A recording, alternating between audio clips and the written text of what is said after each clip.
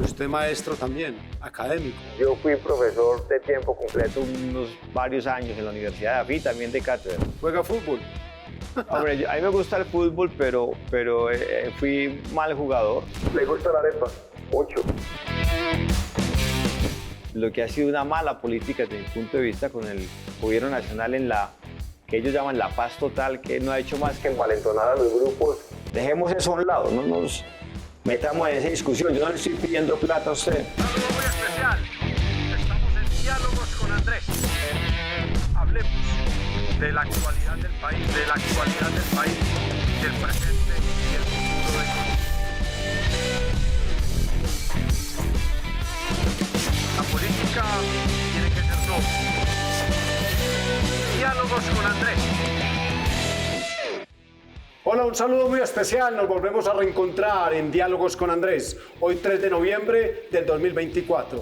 Durante 24 programas hemos traído a nuestros compañeros del Senado de la República, pero hoy quiero hacer la excepción con el gobernador de mi tierra, el gobernador de Antioquia, Andrés Julián Rendón Cardona. Gobernador, bienvenido a Diálogos con Andrés. Senador, muchas gracias por este espacio y esta oportunidad. Y gracias por aceptar estar con nosotros. ¿Cómo va Antioquia?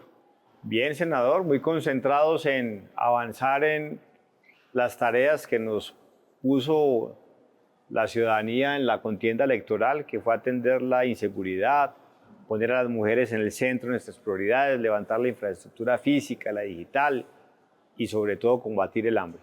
Usted esta semana nos visitó en un tema de proyecto de ley de autonomía. ¿Qué diferencia hay entre el tema de autonomía y el referéndum que también se está motivando desde el territorio antioqueño gracias a usted? Hay varias. Una primera es que el SGP ha demostrado ser un mecanismo ineficiente para equiparar las condiciones entre las regiones y entre los colombianos en el país.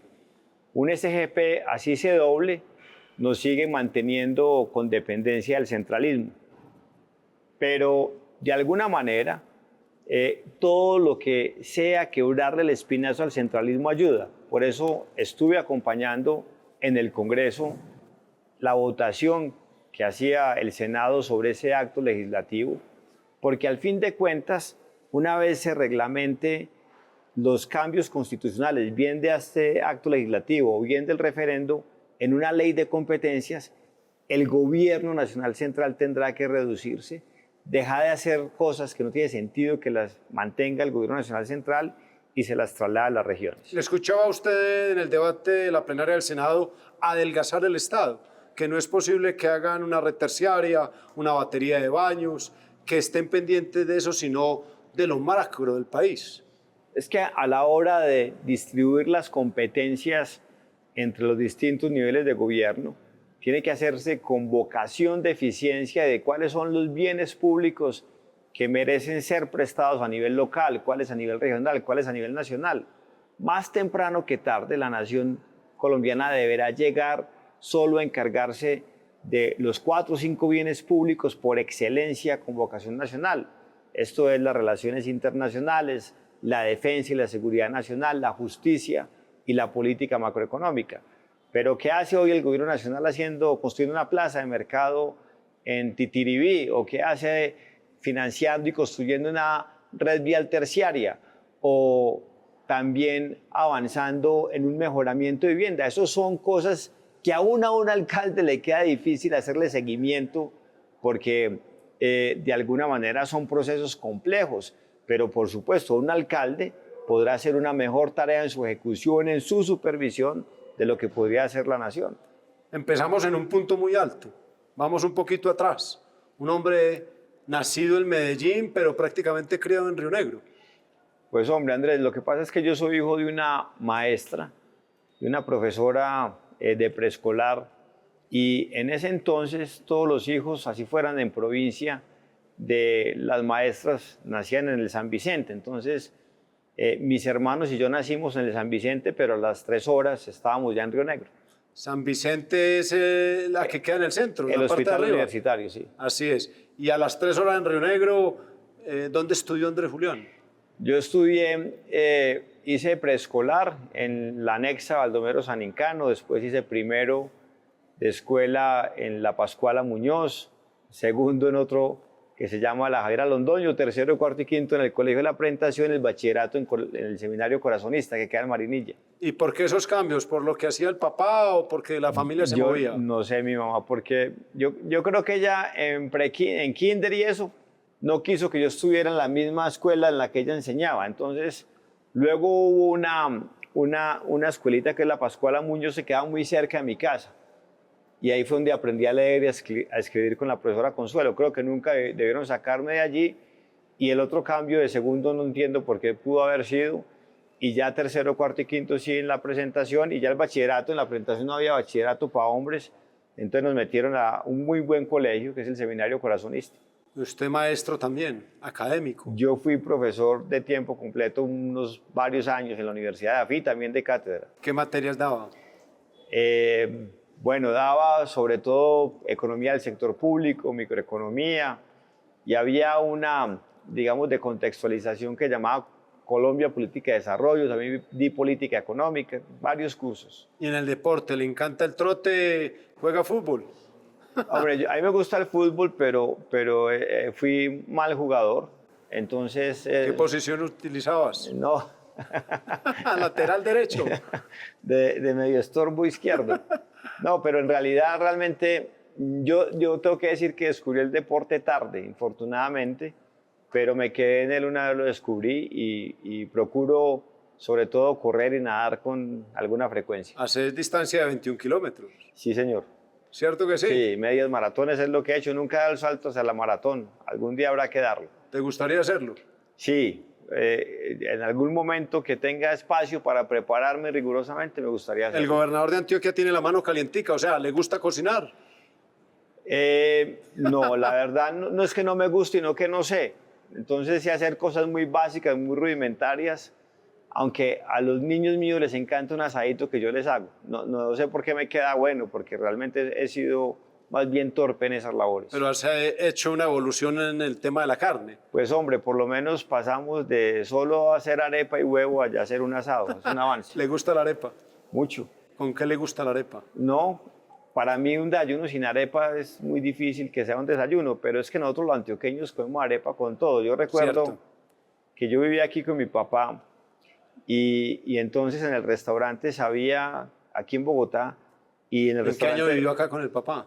Más o menos entre el 95 y el 96, y ya sabían que cuando nosotros llegábamos a almorzar, y decían, llegaban los paisitas, recuerden la arepa que ellos no comen principio, otras cosas que le ponían al resto de los almuerzos. Y le pasa igual que a mí la arepa me la tienen que dar tostada, la blandita no la como. Yo realmente me acostumbré a comer de todo, pero por supuesto, y la arepa es tostada sabe tanto mejor. Así es, blanca, de mote o amarilla. Y la de chocolo es muy buena, cualquiera, También. en cualquier modalidad. ¿Quesito o cuajada? Cuajada. Muy bien. Gobernador, estos días lo veía en Teleantioquia hablando de ponerse al día en Antioquia. Eso me llamó mucho la atención, porque lamentablemente, usted lo decía, los políticos hablamos mucho de presente y futuro y hacer más, pero no ponerse al día. Sí, yo pienso que a veces es muy sensato, digamos, evocar esa precisión. Por ejemplo, el gobierno departamental anterior hizo un gran esfuerzo en algo que ellos llamaron la Agenda 2040 y entonces allí consignaron muchos sueños, de conectar a Medellín con Bogotá a través de un tren, que hacer un túnel desde Ciudad Bolívar en el suroeste hasta Quibdó, que hacer un tren en Urabá. Y cuando yo leía eso, y como yo ya estaba en campaña y recorría el departamento, yo decía, hombre, pero entonces ¿a qué horas vamos a poner solamente en estabilidad transitable 26.000 kilómetros de vías que están destruidas? ¿A qué hora vamos a levantar 4.000 sedes educativas que están en el piso? ¿A qué hora le vamos a dar capacidad resolutiva a las unidades hospitalarias que están en las regiones? ¿A qué hora vamos a tener cámaras de seguridad en las vías secundarias o aún en las cabeceras para darle tranquilidad a los antioqueños? Entonces, a veces con mucha sensatez pienso que uno tiene que decirle a los ciudadanos que no está proponiendo nada extraordinario, sino simplemente ponernos al día. Y esa reflexión me la dejó un paisano en Río Negro cuando yo hablaba del plan vial siendo alcalde, que pensaba que iba a ser una cosa realmente muy moderna, que iba a adelantar el municipio unos 70, 100 años, y un ciudadano me puso de nuevo con los pies en polvoroso y me dijo, hombre, no sea vanidoso, usted lo único que está haciendo es poner a Río Negro al día. Impuestos. Usted ha hablado claramente que la necesidad de cerrarle la brecha al hambre y que ese impuesto que usted lleva hacia allá ha disparado el pago de impuesto. Buena experiencia. Sí, los tributos por definición, senador, van a una bolsa común y entonces los ciudadanos muy pocas veces conocen cuál es el destino final de esos tributos. En países como Japón y Estados Unidos hicieron un experimento de conectar el pago de un impuesto anunciando la destinación que el mismo iba a tener. Y cuando yo estaba en campaña escuché eso una vez en un podcast y dije, ya sabía que había una situación de hambre bastante crítica en Antioquia y dije, hombre, esto tiene que ser el mecanismo para incentivar un mayor recaudo en el que ya reconocía como el mayor tributo, que era el impuesto vehicular. Y llegamos al gobierno, le propusimos ese cambio a la Asamblea Departamental. La Asamblea Departamental lo acogió y teníamos, senador, proyectados para este 2024 recoger 530 mil millones de pesos. Ya hemos recogido más de 600 mil millones de pesos. 70 mil 70 millones más. mil millones más. Los ciudadanos se conectaron con la destinación de ese tributo. Y con el mensaje del Y con el gobernador. mensaje, y eso fue muy importante. Usted habla de la región rural. Lo ve uno yendo y llegando a donde el conflicto, donde las fuerzas de la ilegalidad pegan en la región. Uno lo ve no en el despacho, lo ve en el trabajo diario en las 9 subregiones. Cree que la gobernación hay que sacarla de ese despacho, de la Alpujarra, y que cada territorio y cada antioqueño sienta que hay un gobernador atento a lo que está pasando.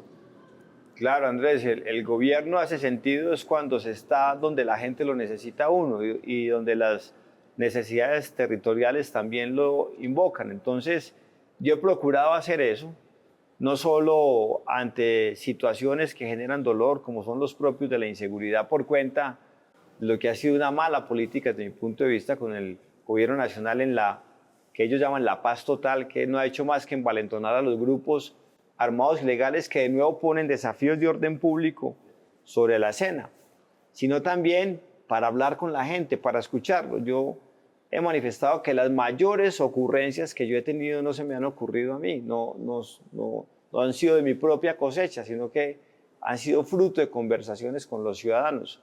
Los ciudadanos tienen una sabiduría convencional muy vasta que cuando uno la escucha se puede anticipar muy buenas soluciones a los problemas que hay en las regiones. ¿Cómo vivió, gobernador, el día que le dicen Puente Gavino, Nordeste Antioqueño, 7 vehículos de la UNP, donde llevan prácticamente las cabecillas de las disidencias o del ELN? Me imagino que usted ya en ese momento no lo sabía. ¿Cómo lo vive? ¿Cómo lo tramita? Ese fue un hecho muy importante porque con un solo retén, la fuerza pública pudo casi que desmantelar a toda la estructura que ha delinquido en el bloque Magdalena Medio de disidencias FARC. Infortunadamente el gobierno nacional después dejó ese operativo tan maravilloso en nada, porque algunos obligó a que los soltaran y algunos otros los convirtió en gestores de paz. Pero eso dejó un mensaje muy poderoso. Primero, una mala utilización de los recursos públicos. Yo tengo 2 alcaldes amenazados a quienes la gobernación les ha tenido que proveer unos vehículos blindados porque la UNP no se los ha provisto.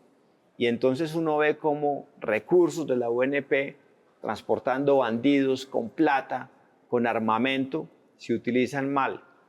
De otro lado, lo que se reflejó es que cuando usted le desata las manos a la fuerza pública puede asestar golpes importantes contra el crimen con un solo retén, que es un operativo básico de la fuerza pública, prácticamente había desmantelado el bloque Magdalena Medio.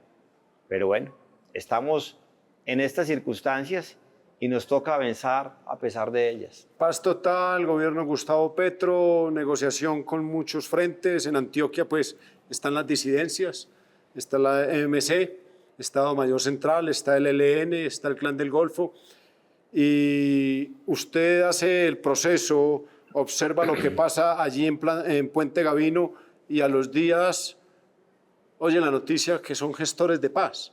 ¿Qué le queda al gobernador? ¿Cuál es el mensaje que puede dar el gobierno de esa manera?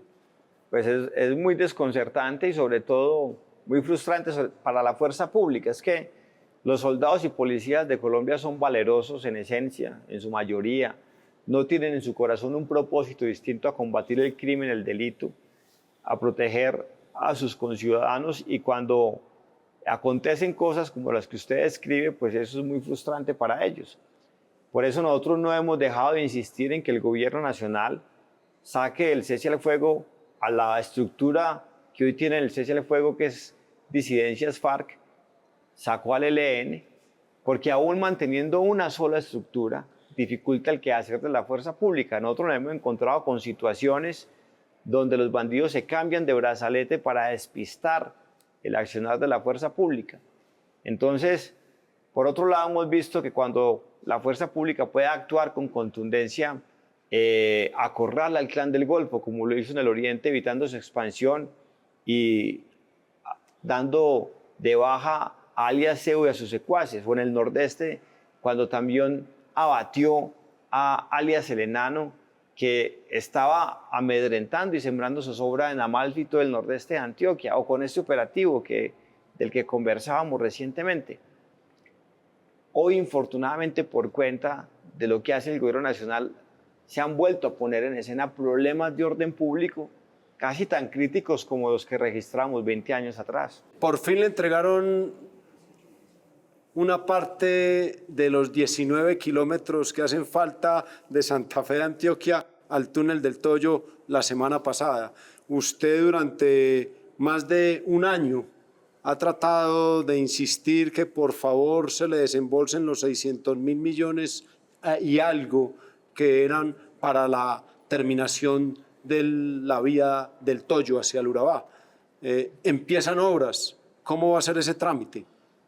Pues hombre, se firmó la modificación al convenio 037 que ya habían firmado en el 2015 el gobierno a través del INVIAS, el distrito de Medellín y la gobernación de Antioquia. Ahí se habían repartido las cargas de 38 kilómetros. Los entes territoriales hacían 19 y la nación hacía otros 19. Los entes territoriales cumplimos. Hoy tenemos una ejecución arriba del 95% en el tramo en nuestro, esos 19. En esos 19 nuestros. La nación arrancó 5 años después. Ahí quedó mal el gobierno de Santos, el de Duque y por supuesto este. Al arrancar 5 años después se generan unos sobrecostos de 650.000 millones de pesos en la obra, que es lo que el gobierno nacional manifestó que no tenía cómo ponerlo. O sea, no tener cómo ponerlo, nosotros les dijimos habilítenos jurídicamente. Eso fue lo que se hizo en la modificación de ese convenio y ya no sé en el primer tramo con la expectativa que rápidamente nos sea en el segundo. Entonces nosotros vamos a contratar en estos 45 días hábiles que restan más o menos de este año, esa obra de interventoría, para que el 1 de enero podamos ya formalmente, con recursos que inyectemos la gobernación y la alcaldía de Medellín, avanzar con el contrato, el primer contrato cedido. He insistido mucho que esa es la única obra pública de las obras de concesión del departamento, porque eran 9, 8 se le entregó al sector privado y eso lo tiene que saber la gente. Y lógico, era el túnel del Toyo, el túnel más largo de América. El sector privado dijo, más bien que lo coja lo público, y llegó Medellín, Antioquia y la Nación y asumieron para resolver. Así es.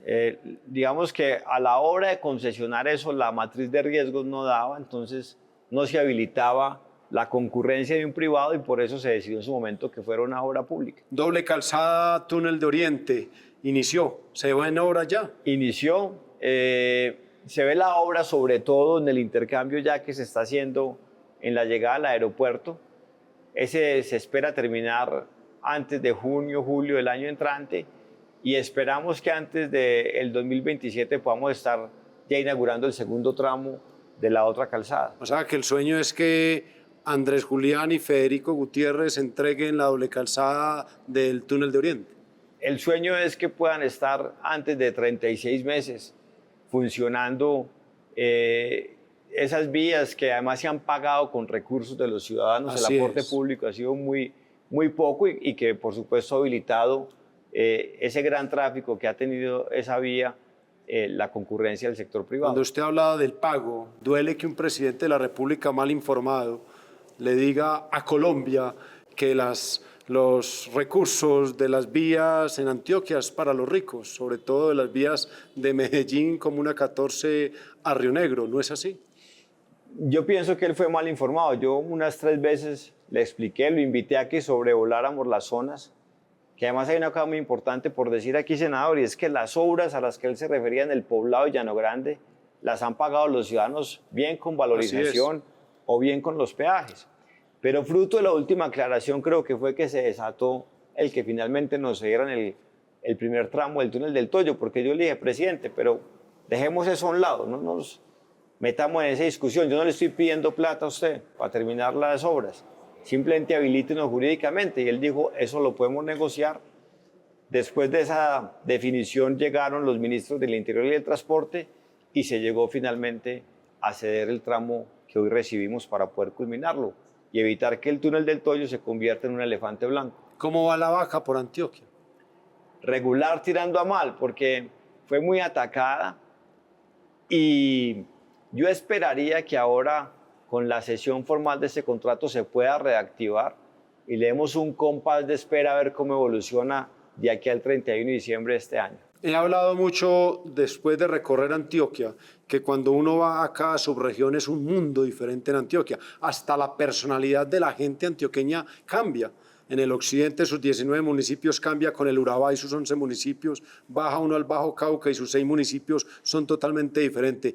¿Qué es lo que más le inquieta hoy al gobernador de Antioquia luego de prácticamente estar 10 meses como gobernador del departamento?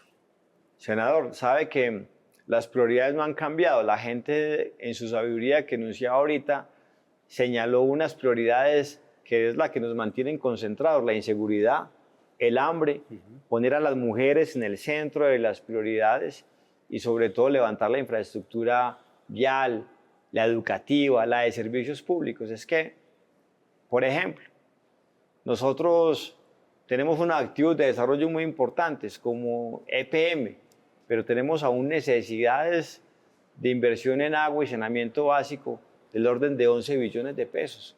Entonces, alto. Hay unos problemas cuya solución no nos ponen en una senda inmediata de progreso, pero sí resuelven lo básico, senador. Usted habla como alcalde de Río Negro que el que le dio la oportunidad de tener agua potable a Río Negro terminó siendo EPM. EPM terminará en el Urabá y en las regiones donde de pronto el gobernador pueda vincular dicha empresa para que se cambie el nivel, sobre todo de agua, en una región como el norte del Urabá, que prácticamente la gente todavía vive con letrina. Así es, senador, pero en eso será fundamental la voluntad del alcalde. Yo he dicho que estoy seguro, esa generosidad que él tuvo con nosotros, él siendo alcalde de Medellín pero la primera vez. Pero al principio lo criticaron, a usted. Claro, claro, y yo de Río Negro se pueda trasladar a Urabá, porque si a EPM no hay un alcalde que lo talle, ellos no resuelven. Ellos llevan 20 años en Urabá y no tienen un dibujo de lo que podría ser el acueducto regional. Entonces se necesita que el alcalde tome la decisión política y en lugar de malgastar la plata como infortunadamente lo hizo EPM en el pasado en Chile, en Centroamérica, lo lleve a las regiones de Antioquia. De Río Negro, alcaldía, a gobernador de Antioquia, las diferencias. No, son muchas. Antioquia es como un país, senador, usted lo conoce muy bien, pero metido en 125 municipios. Totalmente. Y los recursos son muy limitados. Cuando yo era alcalde de Río Negro, disponíamos al año más o menos de 400.000 millones de pesos de ingresos de libre destinación. Este año para la gobernación fueron 196.000 millones, con la gran diferencia que ya son 150.000 habitantes y en la gobernación Antioquia tiene casi 7 millones de habitantes. La relación con Federico Gutiérrez. Muy buena, no solo durante la campaña, sino en el ejercicio del gobierno. Nos hemos puesto por ejemplo, de acuerdo para invertir por primera vez en 39 vagones para el metro. Estoy seguro que vamos a allanar un acuerdo muy rápidamente en lo que tiene que ver con los asuntos litigiosos de Hidroituango, buscando que esas remuneraciones que le debe EPM a la sociedad de Hidroituango se puedan pagar o en el túnel del Toyo o en el acueducto y el programa de saneamiento básico en el Urabá, y mucha compaginación en la seguridad y en asuntos trascendentales para el departamento. Cuando habla usted de Hidroituango, ¿qué tiene pensado con el alcalde de Medellín? ¿Cuándo puede estar operando sobre todo las segundas turbinas que le van a dar las 5 y las 6 al departamento? Yo esperaría que eso pudiera ser antes de finalizar el 2027. 2027. ¿Y las 7 y la 8 sería para cuándo? ¿También? Las 4 restantes. Las 4. Sí. O sea que el recurso, recordemos que EPM tiene la concesión por 50 años de Hidroituango. Sí. A partir de ese momento regresan a la gobernación de Antioquia. A partir de ese momento, pero y eso es parte de lo que está en negociación, no solamente los temas litigiosos del laudo arbitral, sino un asunto propio del contrato, porque claro, ellos pueden arguir, es que la hidroeléctrica terminó costando 2 veces más. Hay que recordar y contextualizar a quienes nos ven y nos escuchan que la gobernación es el dueño mayoritario de la hidroeléctrica y EPM es el socio minoritario, pero además es el constructor. Así es. Entonces, EPM dice es que la hidroeléctrica terminó costando 2 veces más. Claro, eso es cierto, pero el precio pactado en el contrato por kilovatio hora era de 300 y en buena parte de lo que ha transcurrido en los últimos 18 o 20 meses, ese precio en bolsa o en los contratos a futuro que hace EPM ha estado 2 veces y media, 3 veces el pactado en el contrato. Entonces eso también hay que revisarlo. Me contó un pajarito en Alpujarra que usted logró llegar a un acuerdo también con EPM para cambiar el aire de las oficinas de la gobernación. Sí, claro. Yo no sabía puntualmente que EPM hacía eso y buscando cómo resolver un problema bastante sofocante que había ya en la edificación de la gobernación, nos encontramos con que podíamos hacer una especie de concesión de ese sistema con EPM y la verdad encontramos una salida maravillosa para resolver un problema que afectaba mucho el servicio público. O sea que las oficinas de la gobernación, ¿cuándo podrán tener el aire, más o menos? Pues hoy se está terminando un estudio y Dios mediante ellos arrancarían obra por tarde en febrero y creo yo que en el segundo año de gobierno, es decir, en el 2027, hacia finales podríamos ya contar con todas las obras que le den más sosiego a los servidores públicos que trabajan en la gobernación. ¿Más frío Río Negro o Bogotá? No, Bogotá. ¿Es más frío? Sí, claro, más alto. ¿Se sintió cómodo? Muy bien. Gobernador, gracias por estar en Diálogos con Andrés. Gracias a usted, senador. Dios lo bendiga. Amén. Y que le vaya muy bien. Andrés Julián Rendón Cardona, primer personaje de región después de 25 programas donde nos han acompañado senadoras y senadores. Y me encontré con este hombre entrando aquí al Congreso. Se venía a hablar del tema de la autonomía región y con todo el cariño y aprecio, muy amablemente, me acompañó. Un abrazo, nos volvemos a reencontrar. Gobernador, gracias. A ustedes muchas gracias. Diálogos con Andrés.